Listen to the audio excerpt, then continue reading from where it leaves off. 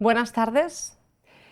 Bueno, creo que era difícil tener un ponente y un tema más interesante para un Congreso Nacional de Hospitales en el que el tema fundamental es gestionando con las personas que a Joan Carles March para hablarnos de la humanización. Joan Carles, profesor de la Escuela Andaluza de Sanidad, experto en liderazgo, en humanización, en gestión de personas. Tenemos un congreso en el que este es el lema. Sabemos que vivimos una sociedad que está tremendamente envejecida, donde la cronicidad es una realidad, no vamos a decir que es un problema, es una realidad y probablemente es el éxito de un sistema sanitario muy bueno, pero la realidad es que este tema hay que abordarlo. Además de darte las gracias por estar aquí, me gustaría tener tu opinión sobre en qué consiste el abordaje integral de la cronicidad. Pues el abordaje integral empieza por esa idea de con, desde mi punto de vista, ¿no? La clave es, tenemos una sociedad cada vez más envejecida, cada vez con más gente con enfermedades crónicas, y hay una cosa que implica eso, y es que necesitamos que se sientan más partícipes de su enfermedad, de que conozcan mejor su enfermedad, de que conozcan mejor cómo abordarla, que ayuden al abordaje de la misma, y sin duda alguna eso implica contar con ellos. Yo una de las cosas que he hecho muchos años de mi vida es trabajar desde la perspectiva de la formación de pacientes, ¿no? Y creo que es un elemento muy importante, ¿no? La formación de pacientes para que ellos se sientan, esa palabra tan fea que se llama empoderados, ¿no? Pero de alguna forma eso es contar con ellos, que se sientan la clave de esa historia, porque lo que sabemos es que si ellos se sienten más capaces de conocer mejor su enfermedad, cómo abordarla, qué cosas hacer y qué cosas no hacer, está claro que no solo mejora su calidad de vida, sino que disminuyen las visitas a los centros sanitarios, incluso necesitan menos reingresos, sufren menos errores médicos, tienen los profesionales que los atienden, se coordinan mejor, tienen buena comunicación con los profesionales sanitarios. Por tanto, si eso es así, lo que hay que hacer es plantear que la formación de los pacientes es un elemento muy importante en una estrategia donde la clave es que pacientes y profesionales juegan en la misma liga, ¿no? Y para jugar en la misma liga hay que reforzar la idea de una toma de decisiones más integrada, que ellos se sientan partícipes de la misma, que no sea algo impuesto, sino que ellos puedan decidir, puedan comentar, puedan valorar y al final tomar las decisiones, porque como decía Kay Lorick, ¿no? Si un paciente no quiere hacer algo, no lo hará. Si un paciente no quiere hacer algo, no lo hará. Por tanto, para que lo haga, no solo tiene que haber una buena relación médico-paciente, enfermera-paciente y tal, sino que tiene que utilizarse ese elemento de participación activa, de conocimiento, de sensación de que tu opinión es importante, de que te sientas escuchado, de que te conozcan y conozcas mejor a ese profesional. Esa es la clave para avanzar en una estrategia integral de cronicidad. Y en esa estrategia integral de abordaje de la cronicidad, ¿qué papel juega la humanización? ¿Por qué consideráis que la humanización es clave para el abordaje integral de la cronicidad? Yo cuando hablo de humanización, primero digo, humanización no es buenismo, no es vamos a hablar de...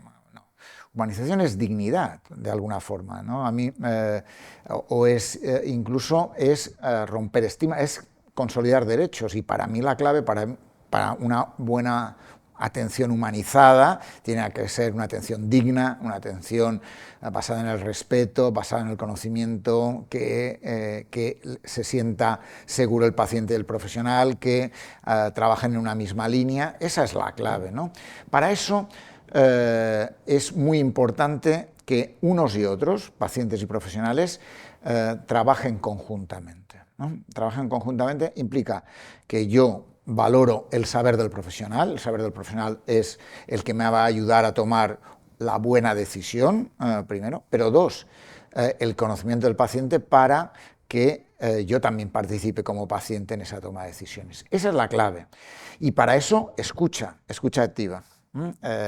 Y nos falta mucho esfuerzo en escuchar, ¿no? Eso lo decimos siempre, pero es una realidad. Escuchar no es fácil, escuchar con los 5 sentidos menos. Y un paciente crónico que muchas veces un diagnóstico tardío, que ha pasado meses de un sitio a otro, que no es directo, que empiezan con tratamientos y hay que valorar cómo va o cómo no va, está claro que en esa historia necesita sentirse escuchado, valorado, porque hay una cosa que leía el otro día, ¿no? Que en un ambiente de estima, de una relación buena profesional-paciente, el paciente te va a contar cosas que no cuenta normalmente, ¿no? Y si eso lo conseguimos, si eso se consigue entre esa relación paciente-profesional, eso hay que ponerlo en un altar, porque esa es la clave, esa es conseguir una relación humanizada, una relación que tiene alma, de alguna forma, como me gusta decir a mí, que tiene los elementos adecuados para que la gente se sienta bien tratada, sienta tratada con dignidad y siente que sus derechos forman parte de la clave de esa relación. Hablabas de la salud con alma, con H. Yo creo que ese libro se ha convertido en cabecera, en libro de cabecera para muchos profesionales. Creo que prácticamente no habrá profesionales que hagan asistencia que no hayan leído o hayan escuchado sobre ese libro, pero ¿cómo implementamos esa salud con alma, con H, en la gestión sanitaria? ¿De qué manera podemos hacer que impregne ese modelo la gestión? Pues haciéndolo, haciéndolo. Está claro que una cosa es decir, otra es hacer. En ese sentido es evidente que para eso hay que dedicarle tiempo y atención, ¿no? Pero yo partiría de la última H que yo digo, que hay que ponerle un toque de heroísmo. Para eso hay que ser osados, hay que ponerle coraje y talento. Y empiezo por el final porque es un elemento muy importante. A veces no lo hacemos porque siempre hay cosas que hacer antes o después. Y yo creo que una primera clave, coraje y talento, hay que ser osado, hay que ser atrevido, hay que intentar hacer cosas que a lo mejor no salen de entrada, pero seguro que al final salen, y creo que eso es un elemento fundamental. Luego, para mí, de las H's que yo siempre digo, para mí hay 2 claves, las que más me gustan es honestidad y humildad. Ser honesto implica ser coherente entre lo que dices y lo que haces, ¿no? ¿Cuántas veces decimos cosas y hacemos otras, ¿no? O pensamos unas y hacemos otras, ¿no? Y por tanto, el grado de coherencia implica que tenemos que pensar más antes de hacer, ¿no? La mejor improvisación, la cuidadosamente preparada. Por tanto, hay que preparar más lo que vamos a hacer y no lanzarnos al ruedo sin haber pensado las cosas. Y yo creo que esa coherencia nos ayuda a que las cosas vayan con la manera más adecuada. Por tanto, honestidad me parece un elemento clave. Y digo la otra, humildad, ¿no? Yo creo que cuando nos ponemos en la idea de que lo sabemos todo, ¿para qué? Si eso ya se sabe, ya lo he oído 1000 veces, pero claro, una cosa es oído y la otra es que hay que practicarlo, hay que ir al gimnasio, hay que fortalecer los músculos, hay que entrenarse en cosas que no sabemos hacer o que no tenemos el entrenamiento adecuado. Y el tema de la humildad implica, desde mi punto de vista, por un lado, me tengo que poder sorprender. Sorpresa, sorpresa. Es decir, si no me sorprenden determinadas cosas, no puede ser. Por tanto, sorpresa, sorpresa. Primer elemento fundamental, ¿no? Por tanto, primer aspecto que me parece muy importante. Y segunda cuestión que me parece que también hay que tener en cuenta, y es el hecho de que hay que... antes decía la importancia de las palabras, y las palabras me parecen muy importantes, y es la palabra perdón, la palabra gracias y la palabra por favor, como digo yo, el PGP, ¿no? Hay que incorporarlo más en las acciones que hacemos. Pido las cosas por favor, doy gracias cuando toca y cuando no toca muchas veces, y pido perdón, que es un poco más difícil, cuando me equivoco. Esas cosas ayudan a que el proceso de poner en marcha una alma con H pueda ser posible. Pero desde la perspectiva, hay que entrenarse y hay que ponerle coraje y talento. O sea que en este caso la función hace el órgano. Realmente hay que entrenar para que consigamos llevar esas Hs a la gestión sanitaria. Hablabas... Es que el entrenamiento es básico. Es que si no voy al gimnasio hay cosas que yo no sé hacer. Y si no las pruebas, digo, no, lo tengo claro, pero hay que entrenarse, hay que probar, hay que ver. Una de las cosas que dicen los profesionales de los directivos, nos dicen, necesito que me refuerces más, que reconozcas más mi trabajo. ¿Y cómo se hace eso? Pues entrenando. No te va a salir si lo puedes hacer, pero para eso hay que entrenarse, hay que reconocer cuáles son los refuerzos más adecuados, los que pueden ayudar, y eso implica ir al gimnasio. Y yo defiendo mucho ir al gimnasio para que algunas cosas que no sabemos hacer las hagamos para conseguir ese cambio. Me quedo con esa osadía y ese entrenamiento, sin duda. Comentabas antes, tenemos que hacer partícipes a los pacientes de la toma de decisiones. No tengo la menor duda, los pacientes tienen que no estar en el centro, sino realmente ser el centro del sistema, porque no tiene sentido el sistema sin ellos, está clarísimo. Pero claro, estamos acostumbrados a tener a los pacientes en la toma de decisiones final.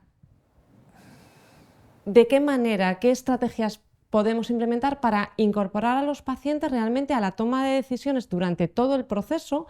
No tiene sentido que tome una decisión sobre si se van a operar o no se van a operar, sobre si quieren un medicamento o no quieren un medicamento. Tiene sentido que lo tomen desde el principio, desde el punto de vista de innovación, de investigación, de incorporación de determinadas prácticas dentro del sistema, y además tiene sentido que los incorporemos dentro de los órganos de decisión de las organizaciones sanitarias. ¿De qué manera? ¿Cómo podemos realmente implementar esto que requiere efectivamente osadía y claramente mucha función? Sí. ¿Cómo podríamos hacerlo? Yo parto de una idea, Patricia, y es que los pacientes de hoy no son los de hace 10 o 15 años, han cambiado o están cambiando, ¿no? Cada vez hay pacientes más sabios de alguna forma, que saben más cómo actuar y de qué forma, ¿no? Por tanto, partimos de ese principio.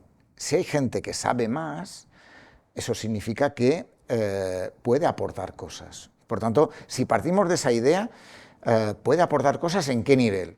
Yo plantearía, en la dirección de los centros sanitarios debe haber pacientes. Es decir, tenemos que plantear un cambio en ese sentido. Pacientes en la dirección de los órganos de los centros sanitarios. Porque hay decisiones que les afectan, pero hay decisiones que les afectan indirectamente. Por tanto, ¿cuántas decisiones se toman en un centro sanitario que con la ayuda y aportación de los pacientes a lo mejor serían diferentes? O a lo mejor tendrían ese aire diferente o ese mejor color que de alguna forma ayudaría a que se viera por parte de profesionales y de pacientes de otra forma, ¿no? Yo creo que la clave cuando decimos nosotros somos pacientes, profesionales, directivos, hacemos todo un uno, la gente se sienta partícipe y cree que la participación no es solo, como tú decías, en la parte, en el final, cuando tomo A o B es muy fácil, pero claro, la idea es que el proceso puede ser mejor, ¿no?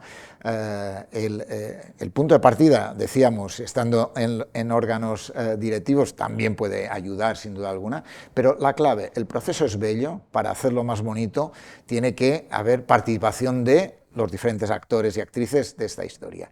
Y yo creo que eso hace necesario la participación de los pacientes en ese proceso.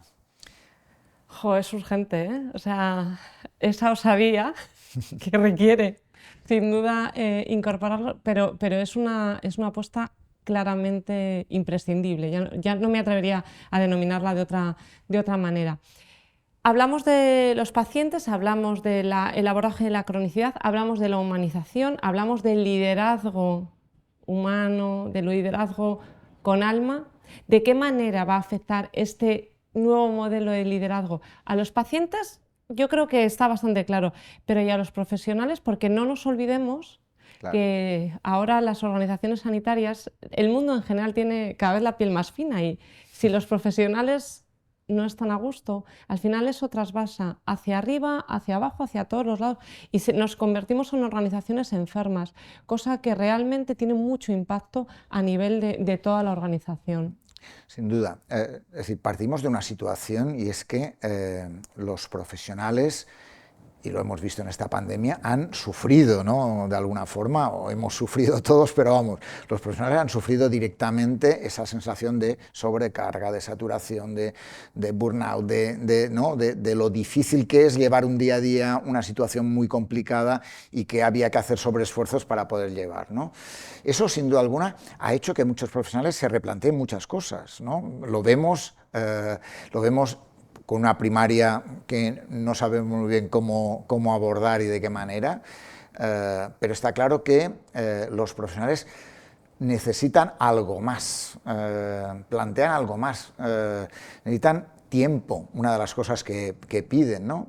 Necesitan mejores condiciones de trabajo, mejores sueldos, tal, pero también algunas cuestiones que van ligados al ambiente de trabajo, al entorno en el que nos movemos, etc., ¿no? Yo, una de las cosas que siempre he dicho, ¿no?, que forma parte de las cosas de mi ADN como directivo cuando dirigía la Escuela Andaluza de Salud Pública, y es: los equipos son fundamentales. Más que la organización, los equipos son fundamentales. Y en los equipos, ¿quiénes son? Los profesionales, la clave, ¿no? Vamos a conseguir que haya un buen clima en el equipo. Y para que haya un buen clima, ¿qué son fundamentales? 3 cosas para mí. 1, que la gente tenga buenas relaciones interpersonales, interprofesionales, que se hablen, que trabajen juntos, que hagan un abordaje conjunto de los problemas, que busquen las soluciones de una manera adecuada y tal. Y cuando hay conflicto, intervenir. Primera cuestión, ¿no? Segunda cuestión que me parece muy importante. Antes hablaba de la importancia del reconocer, y la gente necesita sentirse reconocido de lo que aportan. Es decir, hay que reconocer lo que vale, lo que hace cualquier profesional, y hay que decírselo, no solo pensar qué bueno es, o decirlo en petit comité, sino hay que decírselo a las personas, ¿no? Reconocimiento del saber, lo que sabe un profesional, lo que aporta un profesional, lo que dice un profesional, lo que hace el profesional, hay que decírselo para que se sienta valorado, porque de alguna forma a todos nos gusta sentirnos valorados, y eso es muy importante. Y tercera cuestión, hay que trabajar un proyecto común, un proyecto participativo, un proyecto en el cual yo me siento que pongo mi mano y mi huella está impregnada en ese proyecto, y de alguna forma siento que ese proyecto es mío. Y cuando hago esas cosas, estoy haciendo un proyecto con alma, un liderazgo con alma, que escucha, que tiene en cuenta, que demuestra interés. Y básicamente es un liderazgo abierto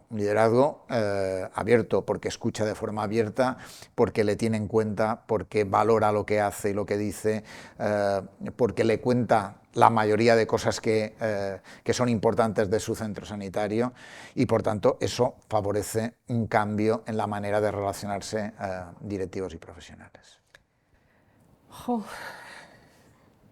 Claramente tenemos que abordar con esas reglas de oro la relación con los pacientes para escucharles, para contar con ellos a lo largo de todo el proceso asistencial, para incorporarlos a la toma de decisiones. Tenemos que hacer prácticamente lo mismo con los profesionales para tener organizaciones que realmente sean sanas y que tengan esa salud con ese alma con H, con todas esas virtudes.